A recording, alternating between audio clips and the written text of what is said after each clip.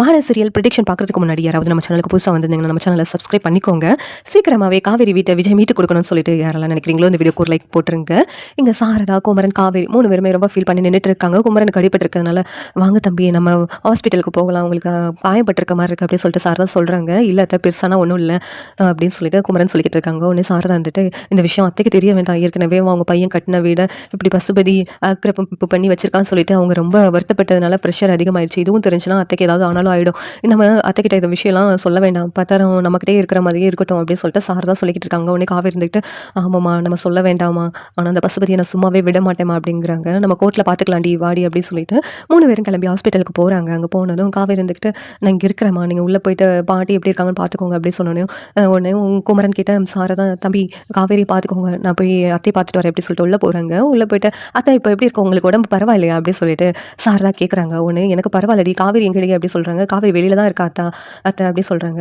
செம கோவமாக போனாடி, ஒன்றும் பிரச்சனை இல்லை அப்படின்னு கேட்கும்போது ஒன்றும் பிரச்சனை இல்லை, நீங்கள் ஒன்றும் வருத்தப்படாதீங்க அப்படிங்கிறாங்க. உடனே பாட்டி இருந்துக்கிட்டு சாரதா கிட்ட அவளுக்கு ஏற்கனவே ரொம்ப வருத்தப்படுறதுனால அவள் உடம்பு கூடிக்கிட்டே போகிற மாதிரி இருக்குடி, நம்ம ஹாஸ்பிட்டலில் தானே இருக்கோம், இங்கேயும் ஒரு செக்அப் பண்ணிக்கிடுவோண்டி, காவேரி உடம்புக்கு ஏதாவது இருக்கான்னு சொல்லிட்டு அப்படின்ட்டு சொல்லிக்கிட்டு இருக்காங்க பாட்டி.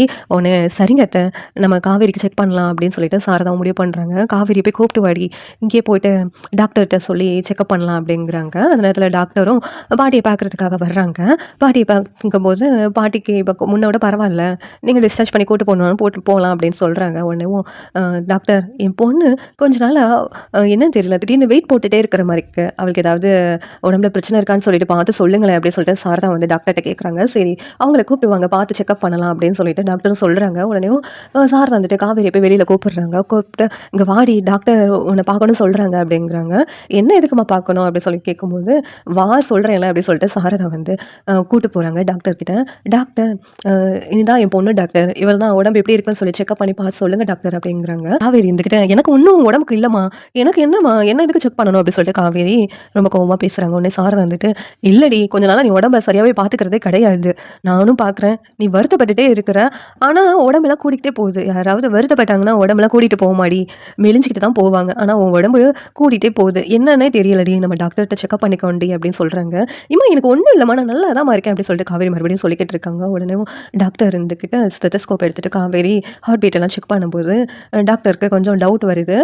உடனே சரி பிளட் டெஸ்ட் இதெல்லாம் எடுத்துக்கலாம் அப்படிங்கிறாங்க. உடனே காவேரி இருந்துட்டு டாக்டர் எனக்கு ஒன்றும் இல்லை டாக்டர், நான் நல்லா தான் இருக்கேன் டாக்டர், எங்கள் அம்மா ஏதோ என் மேலே உள்ள அக்கறையில் இப்படிலாம் சொல்லிக்கிட்டு இருக்காங்க டாக்டர் அப்படி சொல்கிறாங்க. டாக்டர் காவேரியோட ஹார்ட் பீட்லாம் செக் பண்ணி பார்க்கும்போது காவேரி கர்ப்பமாக இருக்கிறது டாக்டருக்கு தெரிய வருது. உடனே டாக்டர் உங்கள் பொண்ணுக்கு கல்யாணம் ஆகிடுச்சா அப்படின்னு சொல்லி கேட்குறாங்க. உடனே கல்யாணம் ஆயிடுச்சு டாக்டர் அப்படின்னு சொல்லிட்டு சாரதாவும் சொல்கிறாங்க. அவங்க ஹஸ்பண்ட் எங்கே இருக்கிறாங்க, ஹஸ்பண்ட் வரலையா அப்படின்னு கேட்கும்போது அவங்க சென்னையில் இருக்காங்க டாக்டர், நாங்கள் மட்டும் தான் ஒரு வேலையாக வந்தோம் அப்படின்னு சொல்லிட்டு சாரதா சொல்லிக்கிட்டு இருக்காங்க. நீங்கள் ஒன்றும் வருத்தப்படாதீங்க, ரொம்ப சந்தோஷமான விஷயம் தான், உங்கள் பொண்ணு கர்ப்பமாக இருக்கிறாங்க, நீங்கள் பாட்டியாக போகிறீங்க அப்படின்னு சொல்லிட்டு டாக்டர் சொன்னதும் இங்கே சாரதா ரொம்ப வருத்தப்படுறாங்க. தலையில் இடி விழுந்த மாதிரி ஆயிடுது சாரதாவுக்கு. உடனே என்ன டாக்டர் சொல்கிறீங்க அப்படின்னு சொல்லிட்டு சாரதா ரொம்ப அதிர்ச்சியாகி கேட்குறாங்க. உடனே ஆமாம் நீங்கள் ஒன்றும் வருத்தப்பட தேவையில்லை, அவங்க ப்ரெக்னெண்ட்டாக இருக்கிறதுனால தான் அவங்களோட உடம்பை வந்து வெயிட் போடுது, மற்றபடி ஒன்றும் இல்லை, மற்ற பிளட் டெஸ்ட் எல்லா செக்கப்பும் நம்ம பண்ணிடலாம், வேறு ஒன்றும் வருத்தப்படுறதுக்கு ஒன்றும் கிடையாது அப்படின்னு சொல்லிட்டு டாக்டர் சொல்லிக்கிட்டு இருக்காங்க. உடனே சாரதா இருந்துக்கிட்டு என்னடி சொல்கிறாங்க டாக்டர், உண்மையாடி அப்படின்னு சொல்லிட்டு காவேரி கிட்ட கேட்குறாங்க. உடனே காவேரி எதுவும் பேசாமல் அமைதியாக இருக்காங்க. வாமா நம்ம வெளியில் பேசிக்கலாம் வாமா அப்படின்னு சொல்லிட்டு காவேரி வந்து சாரதாவை கூப்பிட்டு போகிறாங்க. என்னை விடு என்ன சொல்கிறாங்க டாக்டர், எனக்கு தெரிஞ்சாகணும், உண்மை தெரிஞ்சாகணும் அப்படின்னு சொல்லிட்டு காவேரி கிட்ட வந்து சாரதா கேட்டுட்டு இருக்காங்க. உடனே அந்த இடத்துல குமரன் வராங்க. என்ன ஆயிடுச்சு, என்ன எதுக்காக காவேரி திட்டிக்கிட்டு இருக்கீங்க, என்னாச்சு அப்படின்னு சொல்லி கேட்கும்போது தம்பி இவ்வளோ பெரிய விஷயத்தை இவன் நம்ம கிட்ட இருந்து மறைச்சிருக்கா தம்பி, நம்ம தலையில் இடியை தூக்கி இறக்கிட்டா தம்பி அப்படின்னு சொல்லிட்டு சாரதா சொல்லிக்கிட்டு இருக்காங்க. என்ன ஆச்சு காவேரி அப்படி என்ன பண்ணா அத்தை அப்படி சொல்லிட்டு குமரனும் கேட்குறாங்க. உடனே சாரதா இருந்துட்டு காவேரி கர்ப்பமாக இருக்கிறாள் தம்பி, இத்தனை நாளாக இந்த விஷயத்த நம்ம கிட்ட இருந்து மறைச்சிட்டா தம்பி அப்படி சொல்லிட்டு சாரதா சொல்கிறாங்க. குமரன் ஷாக் ஆகி என்ன காவேரி அத்தை சொல்கிறதெல்லாம் உண்மையா, என்ன காவேரி அப்படி சொல்லிட்டு குமரனு கேட்குறாங்க. உடனே காவேரி இருந்துட்டு ஆமாம்மாமா நான் இந்த டாக்டர் சொல்கிறது எல்லாமே உண்மைதான், நான் கர்ப்பமாக தான் இருக்கிறேன் அப்படின்னு சொல்லிட்டு காவேரி சொல்லிக்கிட்டு இருக்காங்க. ஏண்டி இந்த விஷயத்த எங்ககிட்ட இருந்து மறைச்சேன், இப்போ கூட அத்தை சொன்னதுனால தான் நம்ம வந்து டாக்டர்கிட்ட செக்அப் பண்ண வேண்டியதாகிடுச்சு, அவங்களுக்கு தான் சந்தேகம் வந்துச்சு அவள் வயிறை பார்க்கும்போதேவும், இப்போ அவள் வயிறை பார்க்கும்போது அத்தை சந்தேகப்படாமல் நம்ம டாக்டர் செக்அப் பண்ணாமல் இருந்தோம்னா நமக்கு இன்னும் தெரிஞ்சிருக்காது, இந்த விஷயம் வந்து அந்த தம்பிக்கு தெரியுமாடி அப்படின்னு சொல்லிட்டு கேட்குறாங்க சாரதா இருந்துட்டு காவேரி கிட்ட.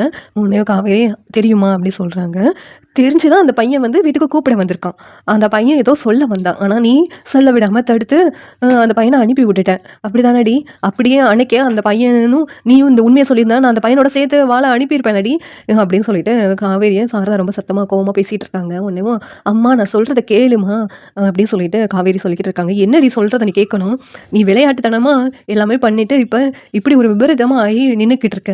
இப்ப நான் என்னதான் பண்ணுவேன்? அவங்க வீட்ல உள்ளவங்களும் விஜய பார்க்கக்கூடாது, அந்த பையனோட சேர்ந்து வாழணும்னு நீங்க நினைக்கக்கூடாது அப்படிலாம் பேசிட்டு போனாங்க. இப்ப நான் என்ன தம்பி பண்ணுவேன்? இப்படி ஒரு காரியம் பண்ணி வச்சிருக்காளே அப்படின்னு சொல்லிட்டு சாரதா அழுதுகிட்டு இருக்காங்க. குமரன், நீங்க ஒண்ணும் வருத்தப்படாதீங்க. விஜய் அப்படியெல்லாம் வந்து காவேரி ஏமாத்திட்டுலாம் போமாட்டாரு. விஜய் ரொம்ப நல்ல மனுஷன் அப்படின்னு சொல்லிட்டு குமரன் சொல்லிக்கிட்டு இருக்காங்க.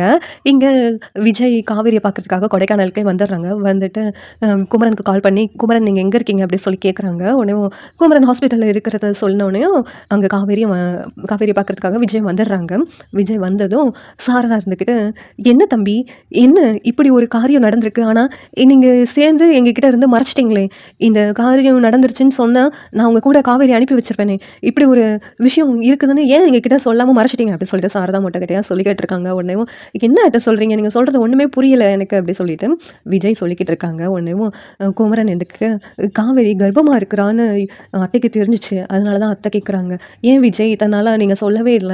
அத பத்தி நீங்க சொல்லியிருந்தீங்கன்னா, அத்தை அப்பவே உங்க கூட அனுப்பி வச்சிருப்பாங்களே!" அப்படின்னு சொல்லிட்டு விஜய் கிட்ட குமரன் கேட்குறாங்க. "எங்க பிரதர் இவ யார்கிட்டயும் சொல்லக்கூடாதுன்னு என்ன மிரட்டி வச்சதுனால தான் என்னால யார்கிட்டயும் சொல்ல முடியல பிரதர். அந்த உண்மைய உங்க அம்மாகிட்ட சொன்னா, அவங்களே அனுப்பி வச்சுருவாங்கன்னு சொன்னா, அவங்க கோவப்பட்டு என்ன அனுப்பி வைப்பாங்க. சந்தோஷமா அனுப்பி வைக்க மாட்டாங்கன்னு அவளாவே ஒரு முடிவெடுத்து பேசுறா. இப்பவும் வரைக்கும் அன்னைக்கு எங்க வீட்டுக்கு வாங்க, நான் உங்க கூட வர்றேன்னு சொன்னா. ஆனா, கடைசி நிமிஷத்துல வரமாட்டேன்னு சொன்னா. எதுக்காக அப்படி பண்ணுனான்னு எனக்கும் இன்ன வரைக்கும் காரணம் தெரியல. 2 நாளுக்குள்ள நானும் காரணம் சொல்லுன்னு சொன்னேன். அதுக்குள்ளே நீங்க எல்லாரும் கொடைக்கானல் வந்துட்டீங்க." அப்படின்னு சொல்லிட்டு விஜய் வந்து குமரன் கிட்ட நடந்ததெல்லாம் சொல்லிக்கிட்டு இருக்காங்க. உடனேவும், "சரி இப்ப இருக்கட்டும். நீ எதுக்கு இப்ப என் கூட வரமாட்டேன்னு சொல்ற? இப்பவே நான் காவேரிய கூட்டு போறதுக்கு எனக்கு சம்மதம் தான் அத்த. ஆனா காவேரி எதுக்காக என் கூட வரமாட்டேன்னு சொல்றா? நீங்களும் எதுக்காக என் கூட அனுப்பி வைக்க மாட்டேன்னு சொல்றீங்கன்னு எனக்கு காரணம் தெரிஞ்சாகணும்." அப்படின்னு சொல்லிட்டு விஜய் சொல்லிக்கிட்டு இருக்காங்க. உடனேவும் காவேரி என்ன சொல்லன்னு தெரியாம முழிச்சிட்டு இருக்காங்க. இந்த நேரத்துல சாரதா இருந்துட்டு, "உங்க சித்தி தான் காரணம். உங்க சித்தி தான் விஜயும் காவேரியும் சேர்ந்து வாழக்கூடாது. எங்க குடும்பத்தினால தான் உங்களுக்கு நிறைய பிரச்சனை வந்துச்சு. ஜெயிலுக்குன்னா நீங்க போனீங்க அப்படின்னு சொல்லிட்டு, சட்டப்படி 2 பேத்தையும் பிரிச்சு வைக்கிறதுக்கான ஏற்பாடெல்லாம் நாங்க பண்ணிடுவோம். நீங்க மட்டும் காவேரிய விஜய் கூட அனுப்பி வச்சிடாதீங்க." அப்படின்லாம் பேசுனாங்க அன்னைக்கு. நானே மனசு மாறிட்டேன். காவேரிய உங்க கூட வந்து அனுப்பி வைக்கலான்னு தான் முடிவு எடுத்திருந்தேன். ஆனா உங்க சித்தி வந்து இப்படி வீட்ல வந்து பேசும்போது, நாங்க என்ன பண்ணேன்? அதுக்கடுத்து இந்த உண்மைய அவங்க கிட்ட சொன்னாலும், எங்களால உங்க குடும்பத்தில பிரச்சனை வரக்கூடாதுல்ல. அதனால தான் நாங்க இந்த உண்மைய உங்க கிட்ட சொல்லாம மறைச்சிட்டோம் அப்படின்னு சொல்லிட்டு சாரதா நடந்ததெல்லாம் சொல்லிக்கிட்டு இருக்காங்க. உடனேவும் விஜய் இருந்துகிட்டு, "சரி இதுதான் காரணமா? இத அன்னைக்கே நீங்க சொல்லியிருந்தீங்கன்னா, நான் எங்க பாட்டி, தாத்தா கிட்டலாம் பேசி அவங்களே கூப்பிட்டு வந்திருப்பேனே வீட்டுக்கு" அப்படின்னு சொல்லிட்டு விஜய் சொல்லிக்கிட்டு இருக்காங்க. "எதுக்கு தம்பி நீங்க பாட்டுல போயிட்டு உங்க தாத்தா, பாட்டி கிட்ட போய் பிரச்சனை பண்ணாதீங்க. அவங்க உங்க நல்லதுக்காக தான் இதெல்லாம் பண்ணியிருக்காங்க. நீங்க இதெல்லாம் பெருசா இது பண்ணாதீங்க" அப்படின்னு, "என்னுடைய பொண்ணோட வாழ்க்கைக்காக தான் இப்ப கூட நான் உங்ககிட்ட அந்த உண்மைய சொன்னேன்" அப்படின்னு சொல்லிட்டு சாரதா சொல்லிக்கிட்டு இருக்காங்க. "நீங்க ஒண்ணும் கவலைப்படாதீங்க அத்த. நீங்க மனசு மாறிட்டீங்களா? காவேரி என் கூட சந்தோஷமா அனுப்பி வைக்கிறதுக்கு முடிவு பண்ணிட்டீங்களா? மத்தபடி எல்லாத்தையும் நான் பார்த்துக்கிறேன்" அப்படின்னு சொல்லிட்டு விஜய் சொல்றாங்க. உடனே காவேரி, "விஜய் இருக்கட்டும். நான் இங்கேயே இருந்துக்கிறேன். என்னால உங்க குடும்பத்தில எதுக்கு பிரச்சனை வரணும்" அப்படின்னு சொல்லிட்டு விஜய் கிட்ட காவேரி சொல்றாங்க. "காவேரி இன்னும் பைத்தியக்காரத்தனமா பேசாத. என்ன நீ இப்ப என் கூட வர்ற" அப்படிங்கிறாங்க. "எங்க அம்மா முடிவு பண்ணாலும் நான் உங்க கூட வரமாட்டேன்" அப்படிங்கிறாங்க காவேரி. "என்னடி உனக்கு பைத்தியமா பிடிச்சுக்கிச்சு? இந்த நிலைமையில நீ எப்படி அந்த பையன விட்டுட்டு தனியா வாழ்ந்துருவியா?" அப்படின்னு சொல்லிட்டு சாரதா சொல்லிக்கிட்டு இருக்காங்க. உடனேவும் காவேரி, "நான் உங்க கூட போகலாமா?" அப்படின்னு சொல்லிட்டு பிடிவாதமா இருக்கிறாங்க. "இத்தன நாளா நான் பிடிவாதமா இருந்தேன். இப்ப நீ பிடிவாதமா இருக்கிறியா? இப்ப அந்த பையனோட சேர்ந்து வாழ்ற. அந்த பையனோட கூட போற" அப்படின்னு சொல்லிட்டு சாரதா வந்து காவேரி சொல்லிக்கிட்டு இருக்காங்க. உடனே காவேரி என்ன பேசன்னு தெரியாம முழிச்சிட்டு இருக்கு. "இப்ப இந்த வீடு போனதுல கூட எனக்கு பிரச்சனை இல்லடி. நீ உன் புருஷனோட சேர்ந்து வாழணும். அதான்டி எனக்கு முக்கியம். நீ இப்ப அந்த பையனோட சேர்ந்து வாழணும்னு வச்சுக்கோ, என்ன உயிரோட பார்க்க முடியாது" அப்படின்னு சொல்லிட்டு சாரதா சொல்லிக்கிட்டு இருக்காங்க. உடனே காவேரி, "சரிம்மா நானு விஜயோடயே போறேன்" அப்படின்னு சொல்லிட்டு முடிவு பண்றாங்க. குமரன், பாட்டி எல்லாரும் வந்து சந்தோஷப்படுறாங்க. காவேரி கர்ப்பமா இருக்கிறத தெரிஞ்சு. இங்க ஊர்லயும் கங்கா கிட்டயும் சொல்றாங்க. கங்காவும் ரொம்ப சந்தோஷப்படுறாங்க. இங்க விஜய், காவேரியும் சேர்ந்து ஊருக்கு கிளம்புறாங்க. சரி எப்படி இருந்தா நல்லா இருக்கும் நீங்க நினைக்கிறீங்கன்னு கமெண்ட் பண்ணுங்க. இந்த வீடியோ பிடிச்சிருந்தா லைக் பண்ணுங்க, ஷேர் பண்ணுங்க, சப்ஸ்கிரைப் பண்ணுங்க. Thank you.